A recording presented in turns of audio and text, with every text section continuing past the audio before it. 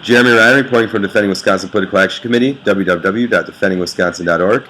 So, today I went into the Joint Committee on Finance meeting, prepared to be arrested for silently holding the Constitution. But what had ended up happening was I ended up getting surprised. Apparently, I don't know what happened. I don't know if Chief Tubbs did the right thing and told Voss and Darling that he's no longer going to uphold their unconstitutional orders, or if they realized that their orders were unconstitutional, or there were just too many people to contain, and by the time they weren't, they didn't want to deal with selective enforcement. I don't know what was all going on, but for some reason, we were able to sit through the entire Joint Finance Committee, or I was able to sit through the entire Joint Finance Committee, and I did not get even talked to, so much as talked to. I was holding the Constitution all 8 hours. Mine was at a hard meeting to sit through, but all 8 hours worth, I was holding the Constitution, and I wasn't even so much as talked to. I got some evil looks, but not even a talking to. Now, I will be back on Thursday to try this one again. But for now, we can consider it a victory. We won. We've already beat Mike Hipsch via the rotunda, and now we beat Robin Voss and Alberta Darling. And so now let's see if we can sustain that victory. I'm welcoming everyone, room 412 east of the Capitol on Thursday, if you can make it, and we'll try it again. Jeremy Ryan reporting from the Defending Wisconsin Political Action Committee, www.defendingwisconsin.org. Here's some select clips from the actual Joint Finance Committee meeting. Another topic of interest that completely sickened me and should sicken every single taxpayer here, there were 8 police there the entire meeting. 8 police, Capitol Police and State Patrol, that were there for no reason whatsoever. They have never in history had police at a Joint Finance Committee meeting unless there was an issue at the meeting, but they had them for the whole meeting this time. 8 police officers, 8 to 10, depending upon what time you went in, just to make sure that if Alberta Darling or Robin Voss had said we had to go, that they'd be able to make us go. That's a waste of taxpayer money. So not only are the police unconstitutionally arresting people and detaining people and giving them tickets, but they're wasting thousands of dollars of taxpayer resources just to ensure that they can waste thousands more once the civil lawsuit is settled or is concluded, because they want to not uphold their oath, but instead go completely against their oath, defy the Constitution, and unconstitutionally arrest people. And so I am urging people to call the Capitol Police and tell them that they don't want their tax dollars to be spent basically being Voss and Darling's private security. And they don't, that we don't believe that these are constitutional, and we don't believe that it's right to spend our taxpayer dollars on a scenario where there's no inkling whatsoever that there's going to be any sort of violence or destruction, because not a single one of these meetings has gotten violent or destructive, and that's really the only reason why we should spend thousands of dollars in police resources. Enjoy the video. Running over and over and over again in this body, this session, for the state in which we find ourselves. Some of them make less money than we do per diem. So I don't know what happened that we all of a sudden, the average guy, the average girl suddenly became responsible for the deficit that we face, and we have to take it out on them. And this is just another example of that. And it, I'm sure to the average worker in the state, you'll find out that it's starting to feel personal. And I'm sure they will respond accordingly. The other concern is that people are leaving the state in droves. I was trying to find the chart. Oh yes, this is it. On page 6 of paper 290.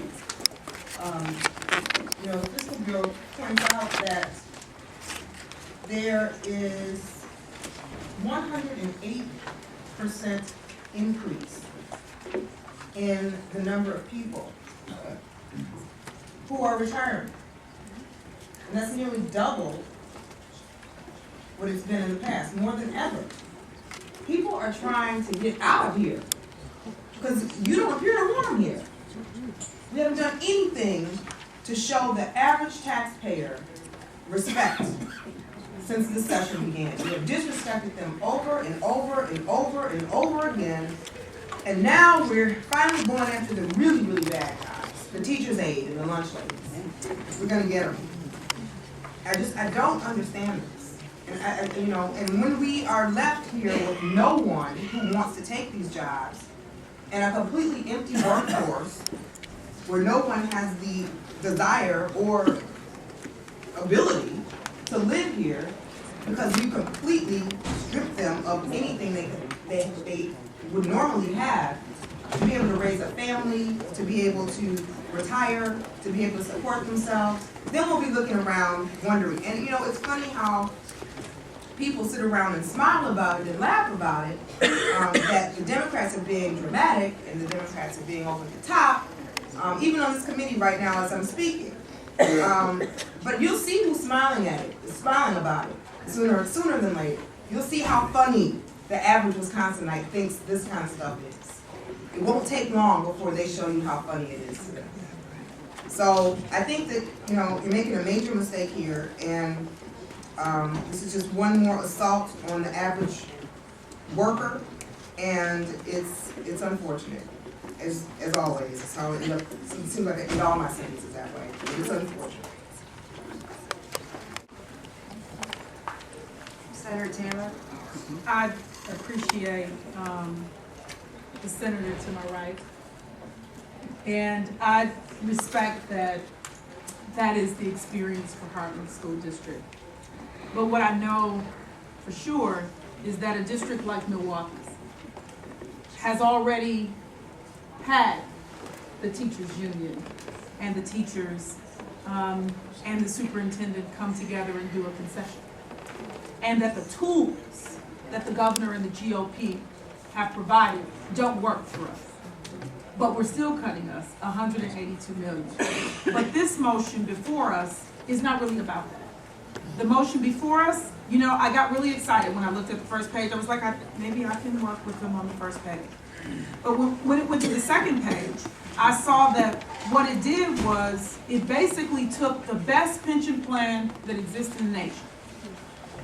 And it had us put in vesting, even though, I understand some of the concepts of vesting, and doing vesting, but it creates no savings. We continue to say that the reason we're doing things is because we're broke. We continue to say that the reason that we're doing things is because it's going to save us money. But item number 3 in the motion before us that the outer ring is doing, and for those who ask what the outer ring means the Republicans, the GOP, those individuals in the majority, it requires vesting as part 3 of this motion that individuals on Wisconsin I may have no idea what it is. It goes on, and for the best pension system, not in the nation, actually in the world, it then goes on to ask for a study, and it goes on to do other pieces that the senator to my left spoke about, which it goes on to affect teachers, librarians, administrators, educational support personnel. And what it does is it takes them from the number of hours that they need to work in order to be eligible. It takes them from that number to almost twice that number. So let's think about it. If you're part-time, can you get to the number? No, you can't. So what it actually does is it denies individuals who are part-time the ability to have accessibility to the retirement system. And the piece that becomes important is that now that means there are less people paying into the program, which will have an effect on the program. This is the short-term, long-term perspective and vision again. And the other piece that I think is really important that we have to think of, let's not do the bait and switch. Let's just call it what it is. Let's call a spade, a duck a duck. Let's say what we want to do here is we want to make it where school districts don't have to provide benefits to people who are part-time. Say it. Tell the truth. At least people could respect individuals more. And, you know, and to the issue of whether or not school districts, to the issue I started with an issue I'll end with, whether or not school districts are all in the situation as, what was it, Heartland. It's not true. There are districts who have already done more than what the governor has requested. And those districts too are being penalized by the way that the Republicans and the GOP have gone forward. So I just ask us to be honest with the people. That's it. This motion takes the best pension system in the world, and it does things that will help to put it on the wrong track. This is the trend. This is the kind of footwork that our governor did when he was in Milwaukee. He took programs like our bus system that was stellar and cut it in such ways that it actually began to put it on a different track.